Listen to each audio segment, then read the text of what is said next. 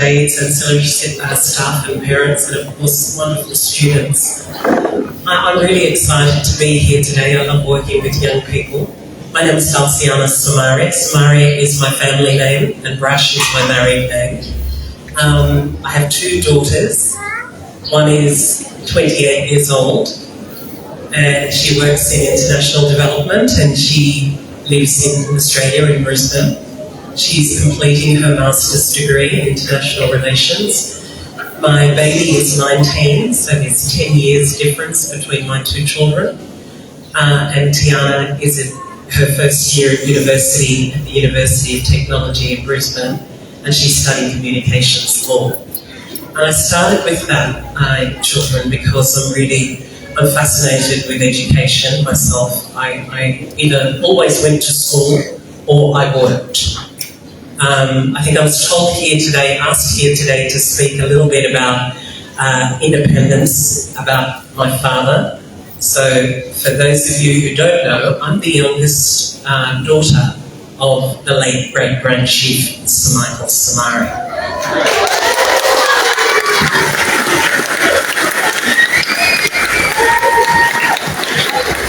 Thank you. Thank you, my darlings. Now you're going to make me cry. So I really, because we're in such a big age group over here, I really wanted to just start with what my personal experiences were about independence. I was born in 1973. Now that's a very long time ago. And when I was born, my father had just become the chief minister of this country, and he had been in discussions for a very long time, negotiating peacefully our journey to freedom. So we weren't always independent, we weren't always lucky enough to have the protections and the right to talk about our country, to build our country, to decide for our country. So in 1973, and I think it was a bit early on than that, in the 1960s, when the discussion started to move towards seeking independence. And we were very lucky as Papua New Guineans. We weren't always Papua New Guineans. We were a group of people that had our own institutions, but they weren't political ones. By the 1960s, when our forefathers had decided that it was time for us to seek our rights, to be able to make decisions in our own country, on our own terms, the civil rights movement had started in the world. In the 1960s, many indigenous countries, particularly in the Africas, were seeking independence. Now, independence means that you adopt political institutions and you populate those political institutions with your own people to make decisions that are about your own country and your own people. I think that's the simplest way to explain the importance of independence.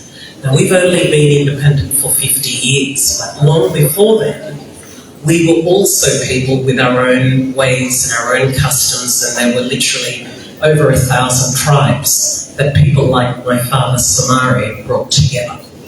Now, I'm very proud of his journey and I'm very proud of what he did for us as Papua New Guineans, because now we can stand amongst the best in the world with young people like you to decide for ourselves that it is time for us to be just like everybody else in the world, because we were so blessed with so many riches in this country, with gold and gas and oil and timber and fisheries and coffee and tea. Those are raw materials that we take from our land and we sell abroad to generate internal revenue, but also to trade with other global partners. Now, we've been very lucky. As I looked around the room this morning and I saw your full campus here, and I understand you have about 400 little people in the primary school and about another 300 in the secondary school. I was completely delighted to learn that this is a private institution thriving on its own. That's very, very rare. I hope that as students and young people that you understand that not everybody in this country has the privilege of sitting inside a classroom. And it is a privilege. While it's a right, it's also a privilege to have good teachers that care about your future, that care about your manners, that care about the relationships that you have at home, but importantly the relationships you have here with other students, because all of you come from different backgrounds, all of you come from different socio-economic groups. Each of your parents are either SME or professionals or farmers or teachers, and that's a lot in a country where people are very, very different. So going to a prestigious school like this one is a great honour. I was completely delighted to hear that your information technology capacity is always improving. I heard recently, and congratulations, I apologise, I meant to congratulate you on coming second, I understand, in the national debate that was just conducted. And I understand that we have a female debater that was given the biggest award, so maybe a round of applause.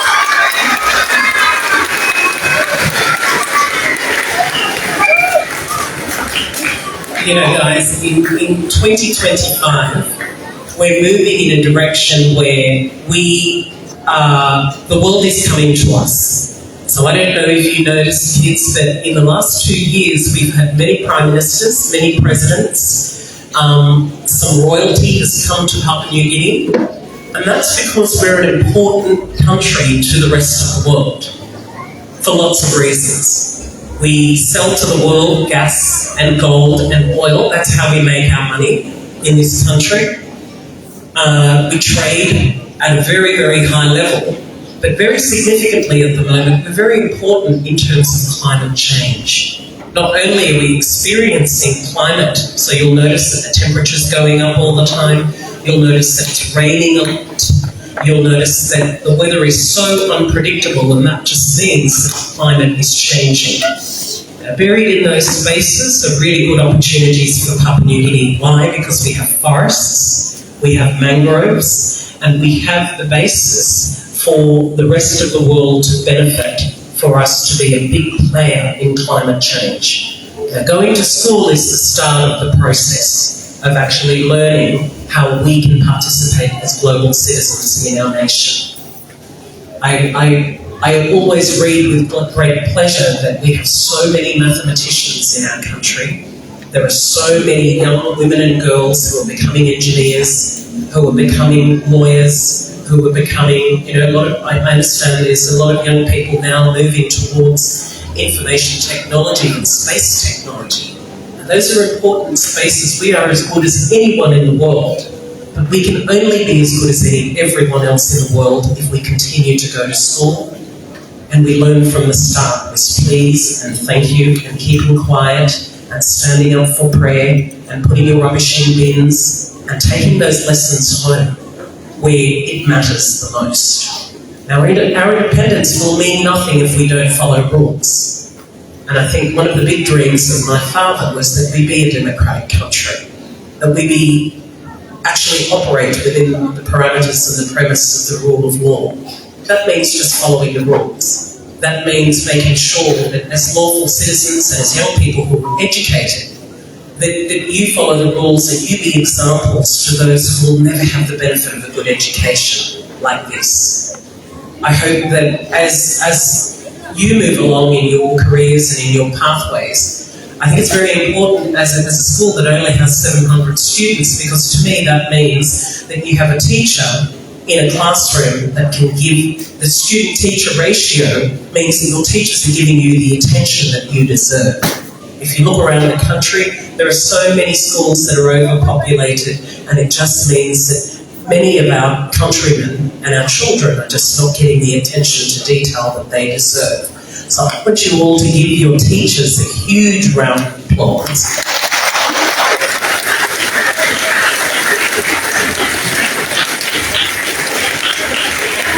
Thank you, teachers. And as students and as young people, I understand that it is very hard for little people to sit still for more than 15 minutes, for more than 20 minutes, and to sit in the heat and to listen to adults talk. So maybe let's give the little people a round of applause.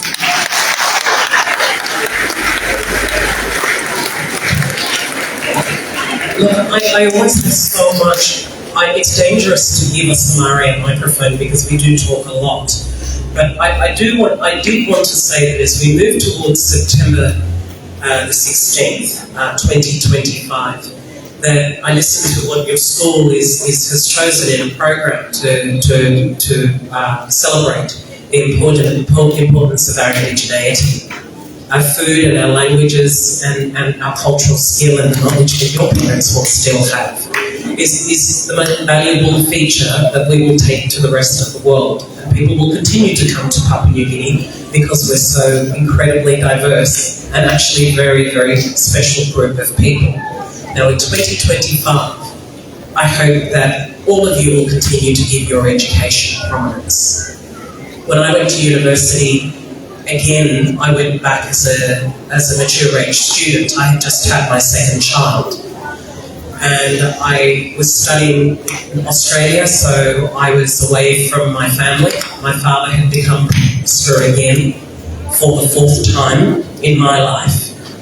So it was very challenging to leave my country and to go back to Australia, where I had gone and started school when I was very, very young. I went to boarding school in Sydney when I was 11. And I wanted to share a story with you kids, and I promise I won't talk for very much longer. But I wanted to talk about the importance of what your parents do for you that you probably won't realise until they're not here anymore. And I miss my father every day, and I wish he was here to celebrate our 50 years of independence, because he was a very decent man. He was a very good man. We were never, he wasn't a disciplinarian. He was a very calm and gentle and stable man. And I took him for granted. I'm 52 years old. I was 48 when he died, and he wasn't in my life for long enough. And I hope that you kids, as you work hard every day and come to school and dress up nicely in your uniforms, I want you to understand that uniforms cost money, school fees cost money, lunch costs money. The transport that you take to get here, fuel costs money. And that means people are working hard for you to be here in this institution. I wish my father was alive. I wish he could see the things that I do now in his footsteps. I talk about the importance of independence to lots of different groups of people, but I love being with young people, because you are the start of the next part of our journey. And if I'm going to be of any value at speaking at these events, I want to appeal to young people. The rules are really basic. And I think the biggest rule when you're at school and you have to live in a community of diverse people, the two main rules are to listen and communicate with respect, because it's the only vehicle that brings our thoughts into words that allow other people to action, collective action. And I hope that by being kind and gentle, because our country is starting to get a little bit reckless. And as students, you're very privileged, and it's important to follow the rules. And I don't want to stand here and preach and be, your mums and dads, because I know you hear this every day. But we can only celebrate our 50 years of independence if we play by the rules. And if we break the rules, we're spending too much time correcting the breaches that we ourselves have created. And I think it's, a lot of the time you go to a lot of events and adults are talking in terms that don't really appeal to you or don't resonate with you.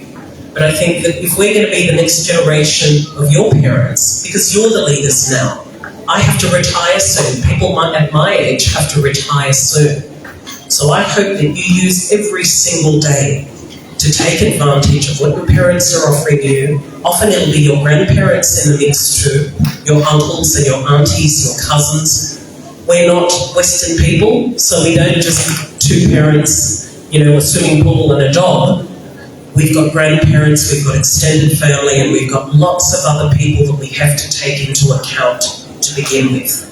And I'll part with you now with a story that it was 1985, and I went to primary school at St Joseph's International Primary in I think about 1976. I started primary school at the age of 4 because I'm the youngest of 6 siblings, and I was miserable because I was left at home when all my siblings went off to school.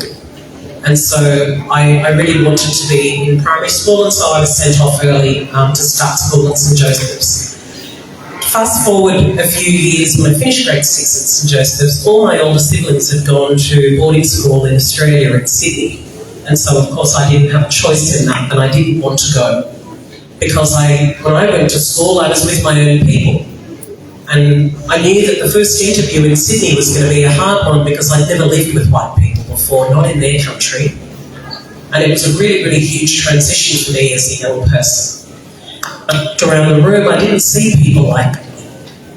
I saw lots of very rich girls that came from big farming families or from wealthy urban families of decision makers in a massive city like Sydney. And it was 1985 and my parents had to leave me at boarding school and I was heartbroken. And the school that I went to was a convent school, and they were nuns, they were Catholic nuns, the Institute of Blessed Virgin Mary. It was called Kopkpp College. I'm going to the 35th anniversary at the end of this year for when I finished. So I finished year 12 35 years ago. I know I'm really old. But in 1985, when I was left at this boarding school, my father was Prime Minister and they had come with all their staff and they had left me in this convent, and it was February, so it was warm, it was a summer's night. And when they left me, I was really, I cried uncontrollably, I was inconsolable. And they went off to the hotel where they were staying in Artarmon, which is, at best a half an hour drive on the other side of Sydney. And because I was so inconsolable, look, in those days we didn't have mobile phones. So they had to call the hotel, and we had to be better organised, we had to plan better because we didn't have the devices on us. My parents get to the hotel and they've got a message, all these messages from the convent that I'm very hysterical and they need to come back. And so they drove another half an hour back to the convent to come and see me, and by this stage it was dark. And all I knew was that I didn't want to be in that place. I didn't want to be with people that didn't look like me. I wanted to go back to my own country. And it was not negotiable. And of course, when my father stepped out of the bus, he too was very sad. I've never seen my father cry so much until the day he left me at boarding school. And he came out of the car, and I said to him, Dad, I'm not staying here. I could have sworn that because they'd taken me to this place that I didn't even recognise, I swore they didn't like me. It felt like they were leaving me in prison. It would only be many years later that I understood the value of that. And my father steps out of the bus and he says to me, Dulciana, I know that you're upset, and I know that you have to understand that I want you to come home with me. But only by staying here, and only by going to this school, and only by understanding these people and their language and their ways, that will be your power one day. I had no idea what that meant. I was 11 and a half. And now that he's gone, I wake up with those words, I go to sleep with those words, and I long for the days when I had both of my parents by my side. So never take them for granted, because when you're asleep, they're working. My parents worked to build a country, and I never saw my father because he was always working, and we were always at boarding school, and we were always away at university. What I do understand and acknowledge now is the great privilege that he showed me. We grew up in prime ministerial residence. The first one was in Barocco at Curry Place, and there were 2 houses, and there was a pool out the back, and all the staff lived at the back of Curry Place. We would get up in the morning, and police in those days would be in their uniforms, and they would stand and they would raise the New flag. Now, this was not something that we had seen happen very much because we were newly independent.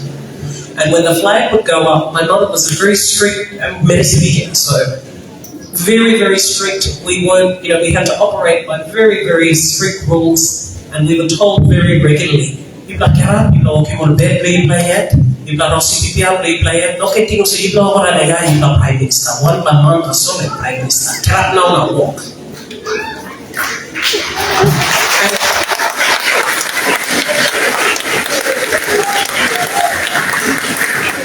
this is the lesson that I would like to leave with you. I was the beneficiary of two great parents, two very hard-working people.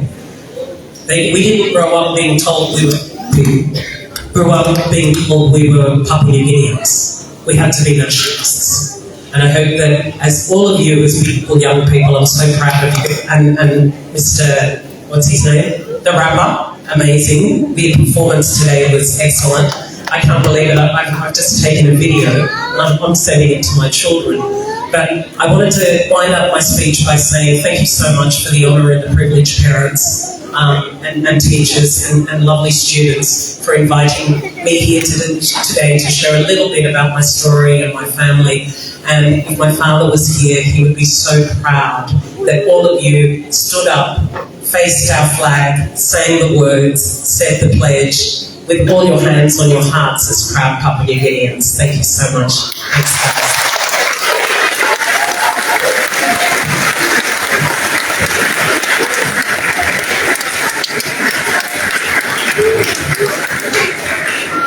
Thank you, Ms. Dulciana, once again for your lovely speech. Now, before you leave, I would like to kindly ask you to remain on stage.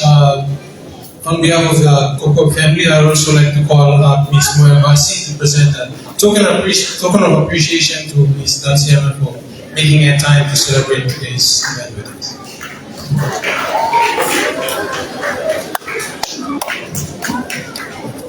Sit down. Sit down.